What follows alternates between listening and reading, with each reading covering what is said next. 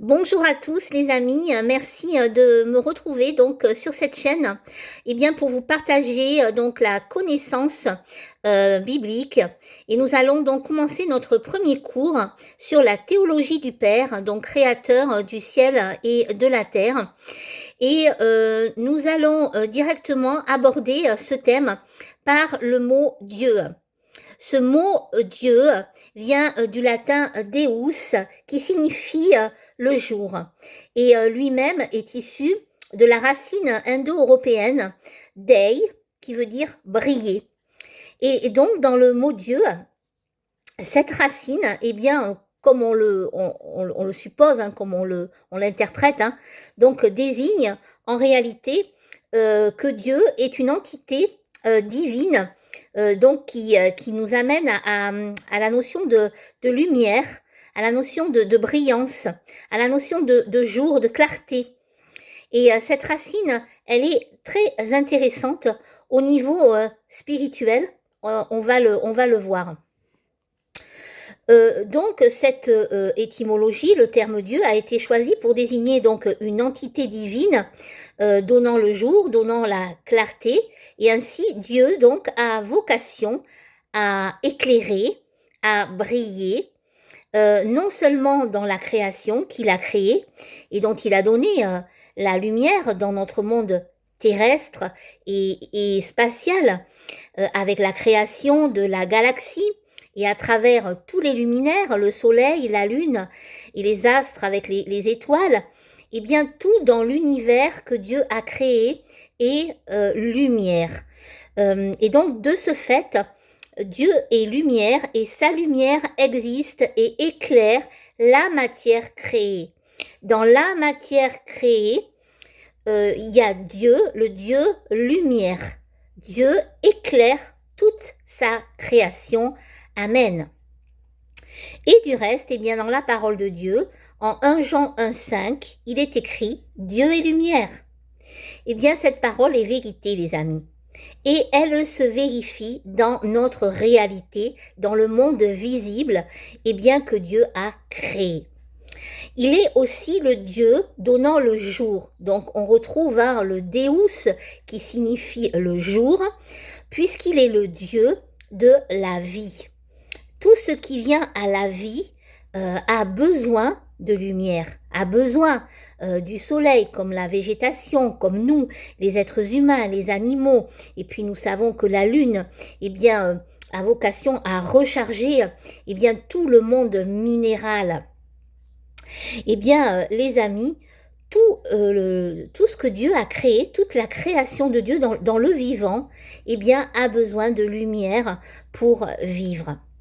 Il est aussi le Dieu de lumière dans le monde angélique.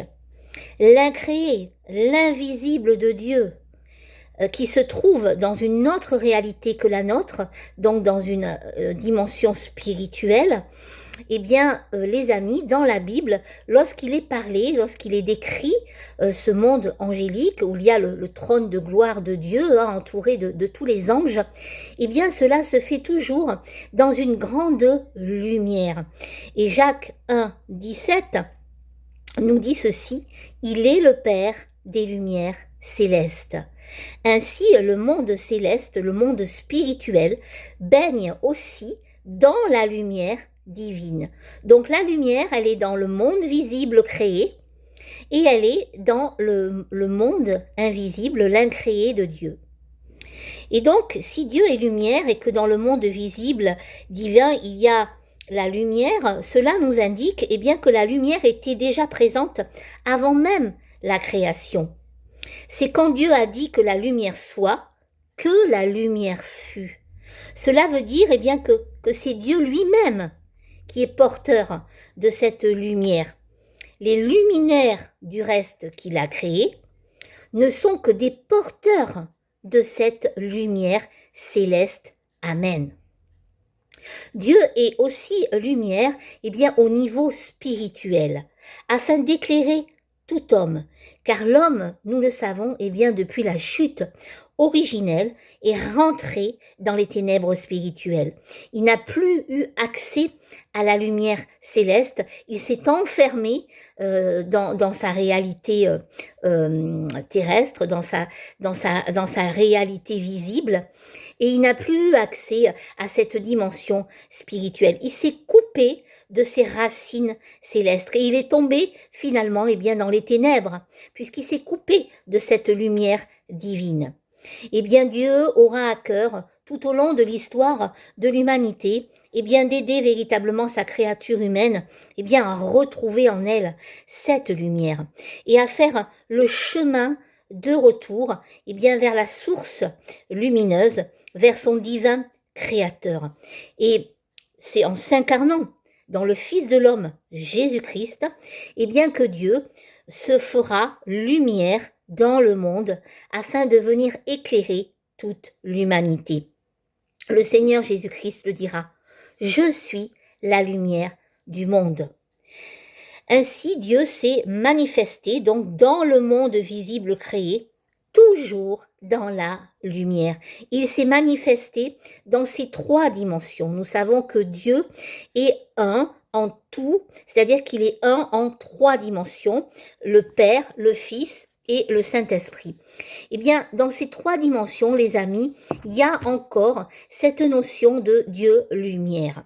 En effet, dans le Père, le Créateur, il est cette lumière qui donne le jour à sa créature. Lorsque l'enfant sort du ventre de sa mère, eh bien, il tombe dans le monde créé, dans la lumière du jour créé par Dieu. Il vient donc au jour dans la lumière de la vie.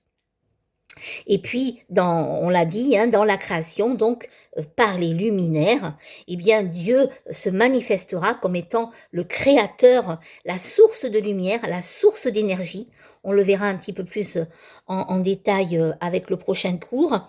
Et puis, lorsqu'il décidera eh bien, de se manifester aux hommes, et notamment donc à Moïse, en Exode au chapitre 3, nous savons que Moïse eh bien, va rencontrer Dieu dans le buisson ardent. Et bien dans ce buisson ardent, Dieu se fait ce feu qui ne se consume pas. Et il y aura une manifestation du reste de cette lumière sur le visage eh bien, de Moïse, puisque Moïse, eh bien, lorsqu'il redescendra de la montagne, la parole de Dieu nous dit que son visage sera dans un rayonnement de lumière. Amen. La Bible nous dit également qu'aucun humain ne peut supporter la présence de Dieu. Pourquoi? Parce qu'il est cette lumière que l'œil de l'homme ne peut pas supporter tellement qu'elle est puissante, les amis. Et puis aussi, donc Dieu, quand il va s'incarner dans le Fils de l'homme, en Jésus-Christ, eh bien, comme je l'ai dit un petit peu, Jésus-Christ sera cette lumière divine qui va venir s'incarner dans la matière, dans la chair, notamment à travers Jésus-Christ en tant qu'humain, pour eh bien apporter la lumière céleste sur la terre. Une lumière qui sera une énergie de puissance, puisque le Seigneur Jésus-Christ va accomplir des miracles, nous le savons, mais aussi une lumière spirituelle, une lumière de sagesse pour venir éclairer les hommes au niveau spirituel et les éclairer aussi au niveau de leur âme. Donc c'est cette lumière divine que le Seigneur Jésus-Christ viendra manifester. Je suis la lumière du monde, nous dira-t-il. Et puis donc ce corps de lumière également qui apparaîtra dans le Seigneur Jésus-Christ lors de ce passage de la transfiguration en Matthieu au chapitre 17, le verset 1 à 13, où là nous voyons le corps de Jésus-Christ qui est complètement glorifié par la lumière. C'est la lumière qui, à ce moment-là, prend la place dans la matière et dans la chair, cette lumière divine qui va venir complètement éclairer et transfigurer le corps de matière de Jésus-Christ, puisqu'il s'est fait fils de l'homme. Et puis, troisièmement, il y a cette notion aussi de lumière que nous retrouvons bien, dans le Saint-Esprit. Parce que lors de l'effusion, à la Pentecôte 33, lorsque les disciples étaient réunis dans la chambre haute, qu'ils attendaient cet assistant que le Seigneur Jésus leur avait promis, bien, le Saint-Esprit est descendu sur les disciples comme des langues de feu, nous dit la Bible, qui tournoyaient dans les airs. Et il y eut également un orage. Donc là encore, bien, Dieu va se manifester bien, par la lumière. Et du reste, le Saint-Esprit est souvent comparé à un feu.